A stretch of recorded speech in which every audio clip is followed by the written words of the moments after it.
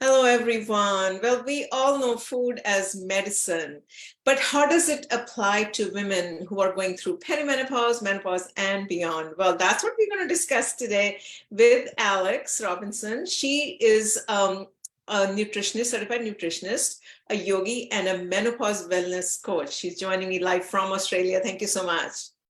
My pleasure, Amita.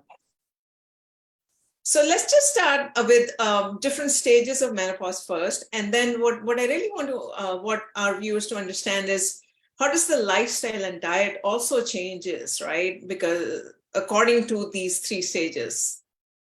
Okay, well, it's interesting because in what we know now is that there is sort of this pre-menopause state, which is sort of in our 30s. Then we start to move into perimenopause, which can start in our late 30s up until the point of menopause, which is actually only a 24-hour period after a 12-month period of not having a regular monthly cycle. And then we're in postmenopause within that after that 24 hours. But the interesting thing is in perimenopause, there's now actually 3 different stages there. And this is where women, I think, can come undone because it's such a, as I've described it, a tornado. And if you can visualize what that feels like, you know what I'm talking about. So we have that early stage of perimenopause where things are just starting to change. Maybe you're noticing different period cycle. And then you've got your middle perimenopause, and then that end stage where you're sort of really heading towards menopause and your periods are really erratic.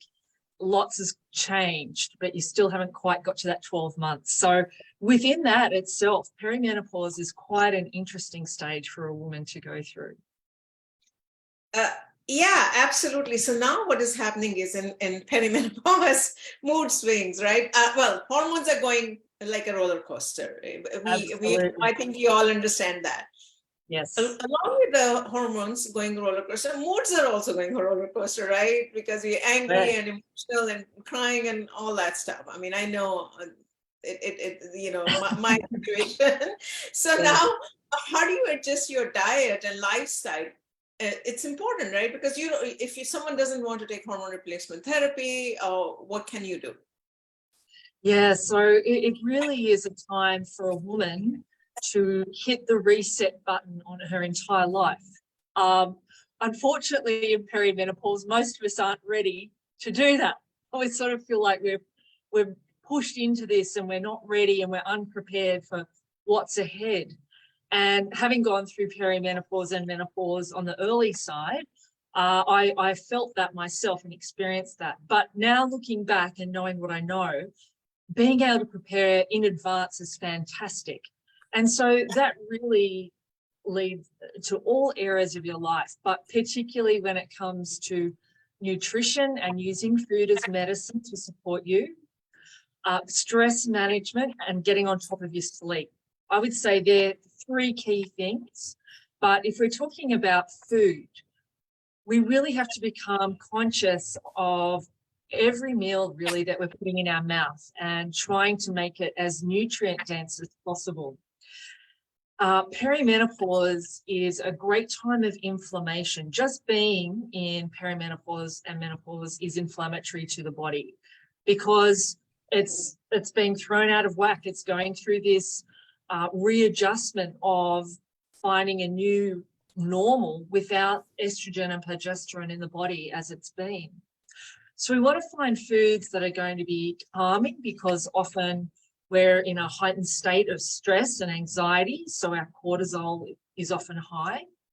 We want to balance our sugars because insulin and cortisol work together. So if you've got high cortisol, you're often going to have high insulin. So we really want to try and balance our blood sugar through the day. And that comes down to eating well and eating regularly. And I've always come back to the Mediterranean diet because it's the #1 anti-inflammatory diet in the world. And that looks different depending on where you are in the world. But we know that it's focusing on a plant slant which is great because we want to be eating plants in our 3 meals if we can. We're reducing eating red meat and traditionally, eating lots of meat, and getting our protein from a mixed bag of sources. So fish and seafood, eating some goat maybe, if that's, depending where you are, it's actually really yummy. Chicken, look, if there's nothing wrong with having lamb and beef occasionally, but trying to widen your variety, I think, is the focus. And then looking at those wonderful plant-based proteins like all the legumes, chickpeas and lentils and black beans, so many yummy things, great for fiber too, helping to eliminate all those toxins and hormones that are building up in the body. So that's really important.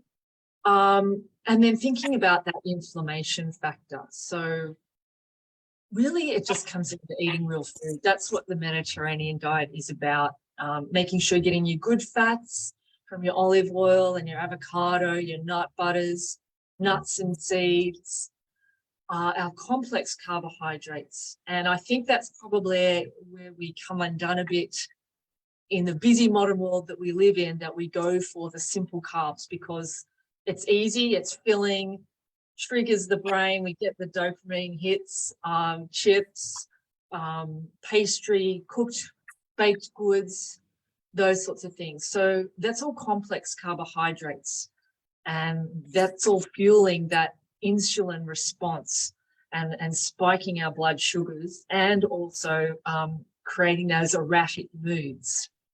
With that sugar hit, we feel great for a while, and then we come crashing down in the afternoon after lunch. So thinking about complex carbohydrates like brown rice or red rice, black rice, sweet potato, those sorts of things, quinoa. It's really important just to think about whole foods. That's what I think is a place to start. So that's really good. I do want to bring out the toxins, right?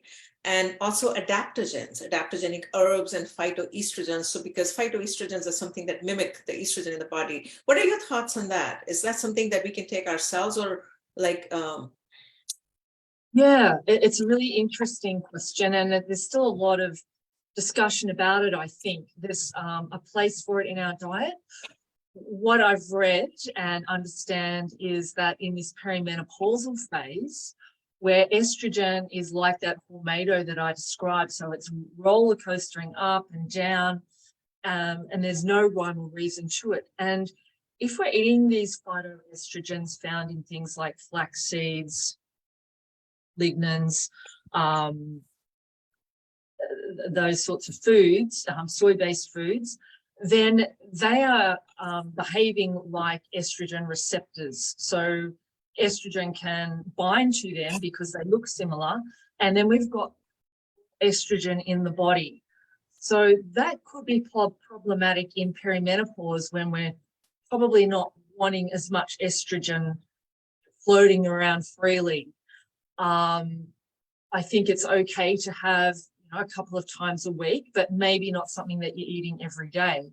Whereas when you're in postmenopause and looking for estrogen, you need or you can get, then those types of foods can be, I think, a little bit more valuable on a more daily basis.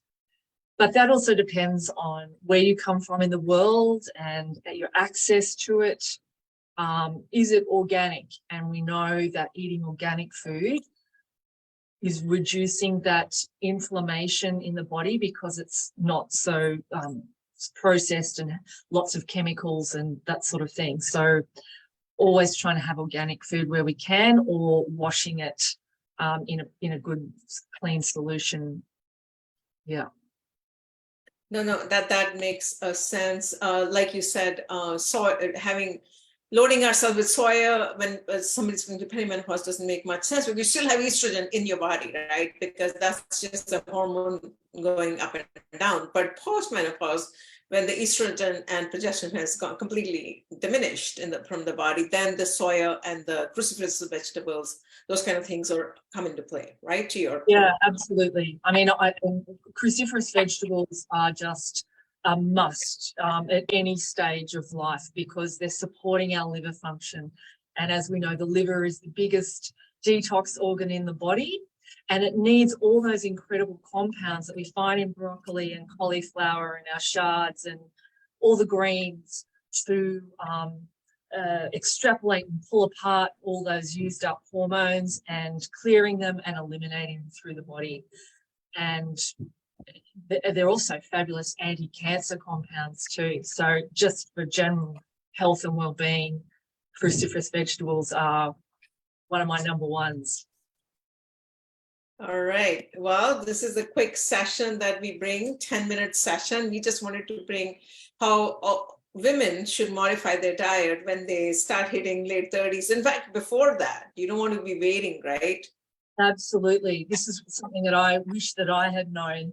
The more we can prepare and plan for this stage of our life, the less of a shock to the system it's going to be. And there's nothing wrong with planning early and starting to live some of those things now, you know, getting a really good sleep hygiene practice underway, looking in your bedroom, the lighting, the smell, all those little things contribute to the quality of your sleep. And we know how important sleep is for brain function, and particularly post-menopause. And one of the key symptoms of perimenopause is that brain fog. When we feel like we're walking around and we get in the car and we don't know where we are, we've pulled up somewhere. So sleep is a great contributor to our brain health. Thank you. Yeah. Anything else you'd like to add before we wrap up? Yeah, I guess that touched on briefly before about that stress management. And that's going to look different for every woman because we all live such different lives. But it's finding things that resonate with you, not what everyone else is doing or what's in fashion, on trend. Finding things that you'll stick with and enjoy and get some benefit from. So if that's just getting up early in the morning for half an hour and walking out and having a cup of tea in the garden, that's for you. If it's going for a swim in the cold water, fantastic. Doing yoga, breathing, tai chi, all those things. And it's just your regular little routine. And I think that's the beauty of it. We can build this beautiful little ritual for ourselves, particularly in the morning, to set ourselves up for a great day. Because what happens in that early morning is going to, pan out for how the rest of the day works for us. So we come in with a good brain and we're well nourished, we're feeling low stress, then there's a good chance we're going to have a pretty good day. Well, thank you so much. This, like I said, this is a quick 10-minute session that we bring. Menopause is something all women have to go through. So we are just trying to help navigate this journey, with holistic therapies. And we're not against HRT or hormone replacement therapy. There's a place for women who have more severe symptoms, but majority of the women, from the research, what I have read is that it can be managed using holistic therapies. If someone has the severe symptoms, they have to consult, obviously, get a prescription. Do you want to share your website or anything that you do before I wrap up today? Well, I will say that my morning routine is very, very important to me, and I don't really negotiate on it, but it changes depending on what is happening for me and my body. But I make sure I move, I make sure I do some breathing and brain work. I eat really well, and I don't rush anymore. Now, I just turned 50, and I've been in post-menopause for 5 years now. And I just know how important it is to slow down, and that changes everything. I know that a lot of women are still working and they're very busy and they're trying to run a family and children, the whole palaver of life. But if we don't start to prioritize ourselves first, then everything else suffers. So as I said before, it really is hitting that reset button and rethinking the way that you run your life. And it is a bit daunting and confronting, but wow, the rewards at the other side of that, it's so worth it. Well, thank you so much. And you look great, by the way. Yeah, it sounds you've really taken good care of yourself. So thank you so much for sharing.